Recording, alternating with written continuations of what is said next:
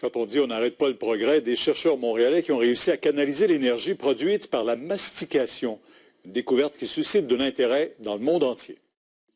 Depuis 5 ans, les chercheurs de l'École de technologie supérieure cherchent à récupérer l'énergie du corps humain pour alimenter des appareils auditifs. On n'aura jamais besoin de recharger ou changer les batteries, les piles. Chaque semaine, ils sont obligés de prendre une toute petite batterie, la changer, et c'est une opération qui nécessite une grande dextérité, qu'ils n'ont d'ailleurs plus forcément, donc c'est très contraignant. Ils ont mis au point ce dispositif. Une sangle faite de fibres piézoélectriques sous la mâchoire permet de convertir le mouvement en énergie électrique.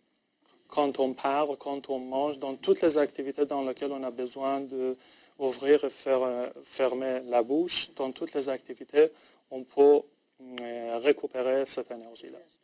Aydin Delnavaz y voit aussi des bienfaits pour l'environnement.